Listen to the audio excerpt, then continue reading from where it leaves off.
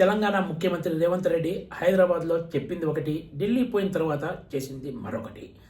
L&T నుంచి metro రైలు స్వాధీనానికి సంబంధించి ఇప్పటికే మంజూరైన రుణాన్ని కేంద్ర మంత్రి కిషన్ రెడ్డి అడ్డుకున్నారంటూ ముఖ్యమంత్రి రేవంత్ రెడ్డి సంచలన ఆరోపణ చేశారు.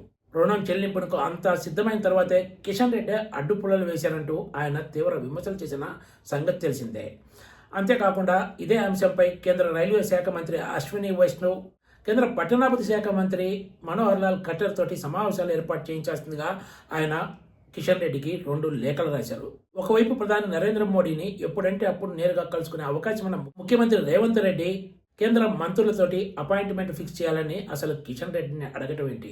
రేవంత్ రెడ్డి లేఖలు రాసిన వెంటనే కిషన్ రెడ్డి ఈ అపాయింట్మెంట్లు ఫిక్స్ చేశారు. కానీ అటు అశ్విని వైష్ణవ్తో మీటింగ్ అయినప్పుడు కానీ, కేంద్ర పట్టణాభివృద్ధి శాఖ మంత్రి మనోహర్ లాల్ ఖట్టర్తో సమావేశం అయినప్పుడు కానీ ఎక్కడా కూడా Revanth Reddy Indian railway finance corporation మంజూరు చేయాల్సిన రుణాన్ని కిషన్ రెడ్డి ఆపారనే అంశం ప్రస్తావించినట్లు ఎక్కడ కనిపించలేదు. ముఖ్యమంత్రి రేవంత్ రెడ్డి ఇటు కిషన్ రెడ్డిలో అశ్విని వైష్ణవ్తో పాటు మనోహర్ లాల్ ఖట్టర్ తోటి సమావేశాలు చాలా సుహృద్భావ వాతావరణంలో సాగాయంటూ ఇద్దరు ట్వీట్లు చేశారు. దీంతో తెలంగాణ ముఖ్యమంత్రి Revanth Reddy Delhi tour utter flop అయిందనే చర్చ సాగుతుంది. అంతేకాదు ఇప్పుడు మళ్ళీ మెట్రో రైలు వ్యవహారం మొదటికొచ్చినట్లయిందనే చెప్పొచ్చు. ఎందుకంటే ఈ ఐఆర్ఎఫ్సి రుణం విషయాన్ని ఎక్కడ ముఖ్యమంత్రి రేవంత్ రెడ్డి ప్రస్తావించట్లేదు, కేంద్ర మంత్రి కిషన్ రెడ్డి కూడా ప్రస్తావించట్లేదు. అంతేకాదు మెట్రో రైల్ ఫేజ్ 1, ఫేజ్ 2కు సంబంధించి ఎస్బీఐ క్యాప్స్ తోటి సమగ్ర అధ్యయనం చేయించి ఈ సంస్థ ఇచ్చే నివేదిక ఆధారంగా భవిష్యత్తులో ముందుకు వెళ్లాలని నిర్ణయం తీసుకున్నట్లు ముఖ్యమంత్రి రేవంత్ రెడ్డితో పాటు కేంద్ర మంత్రి కిషన్ రెడ్డి చెబుతున్నారు. దీంతో మళ్ళీ మొత్తం వ్యవహారం మొదటికొచ్చినట్లయింది. కేంద్ర మంత్రి కిషన్ రెడ్డి ఢిల్లీలో ఈ సమావేశాలు ఏర్పాటు చేయించడం ద్వారా ఢిల్లీ వెళ్లి అడావుడి చేసిన ముఖ్యమంత్రి రేవంత్ రెడ్డి సాధించింది ఏంటో ఇప్పుడు ఎవరికి అర్థం కావటం లేదు. రాజకీయంగా ఇది కాంగ్రెస్ పార్టీకి, ముఖ్యమంత్రి రేవంత్ రెడ్డికి రాబోయే రోజుల్లో ఒకంత ఇబ్బందికర వాతావరణాన్ని కల్పించడం ఖాయమనే చర్చ కూడా రాజకీయ వర్గాల్లో సాగుతోంది.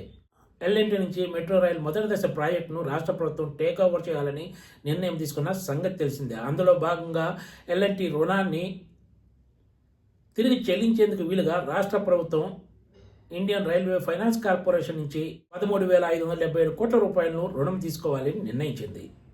ఈ రుణం మంజూరుకు అంతా సిద్ధమైన తరుణంలో కేంద్ర మంత్రి కిషన్ రెడ్డి దీన్ని అడ్డుకున్నారంటూ విలేకరుల సమావేశం పెట్టి మరీ రేవంత్ రెడ్డి ఆరోపించారు. 2 రోజులు ఢిల్లీలో అడావుడి మీటింగ్లు ఏర్పాటు చేసినా కూడా ఈ రుణం విషయాన్ని ఎక్కడ ప్రస్తావించకపోవడంతో ఈ మొత్తం వ్యవహారంలో ఏదో గోల్మాల్ ఉందనే అనుమానాలు వ్యక్తమవుతున్నాయి. ఢిల్లీలో కేంద్ర మంత్రులతో మీటింగ్ తర్వాత ముఖ్యమంత్రి రేవంత్ రెడ్డి సోషల్ మీడియా ఖాతాల్లో ఒక పోస్ట్ పెట్టారు. హైదరాబాద్ మెట్రో ఫేజ్ 1 స్వాధీనం, మెట్రో దశకు సంబంధించి కేంద్ర మంత్రులతోటి చర్చలు సానుకూలంగా సాగాయని, ఇదే అంశంపై కేంద్ర మంత్రులు అశ్విని వైష్ణవ్, మనోహర్ ఖట్టర్లతోటి సుదీర్ఘంగా చర్చించినట్లు రేవంత్ రెడ్డి వెల్లడించారు. ఈ సందర్భంగా Hyderabad metro phase 1 valuation, phase 1 స్వాధీనానికి అవసరమైన రుణ సేకరణ, రుణ సంస్థ ఎంపిక, మెట్రో ఫేజ్ 2 విస్తరణ, నిర్మాణ వ్యయం, అందుకు అవసరమైన రుణ సేకరణ అంశాలను అధ్యయనం చేయడానికి కన్సల్టెంట్ నియమించాలని నిర్ణయం తీసుకున్నామని, ఈ బాధ్యతను ఎస్బీఐ క్యాప్స్ కు అప్పగించాలని నిర్ణయించినట్లు రేవంత్ రెడ్డి తన సోషల్ మీడియా అధికారిక ఖాతా ద్వారా వెల్లడించారు. ఈ సమస్య ఇచ్చే నివేదిక ఆధారంగానే భవిష్యత్ కార్యాచరణ అమలు చేస్తామన్నారు. దీంతో 2 రోజుల ఢిల్లీ అడావుడి మీటింగులతోటి ఇప్పటికిప్పుడు కలిగిన ప్రయోజనం ఏమీ లేదనే చర్చ సాగుతోంది. ఈ సమావేశాలపై కేంద్ర మంత్రి కిషన్ రెడ్డి కూడా ట్వీట్ చేశారు. ముఖ్యమంత్రి రేవంత్ రెడ్డి కోరినట్లు అటు రైల్వే మంత్రి అశ్విని వైష్ణవ్ తోటూ, కేంద్ర పట్టణాభివృద్ధి శాఖ మంత్రి మనోహర్ లాల్ ఖట్టర్ తోటి సమావేశాలు ఏర్పాటు చేశానని, మెట్రో రైలు విస్తరణ అంశంపై సానుకూలంగా చర్చలు జరిగినట్లు ఆయన వెల్లడించారు. తెలంగాణ నుంచి కేంద్ర కేబినెట్ మంత్రిగా ఉన్న తాను రాష్ట్ర అభివృద్ధి కోసం, ప్రజల సంక్షేమం కోసం ఎల్లవేళలా పనిచేస్తానని తెలిపారు. ఈ తంతంతా చూసిన తర్వాత అధికార కాంగ్రెస్, బీజేపీలు కలిసి డ్రామా ఆడుతున్నాయనే అనుమానాలు ప్రజల్లో కలిగేలా ఉందనే భయం ఆ పార్టీ నాయకులను కూడా వెంటాడుతుంది.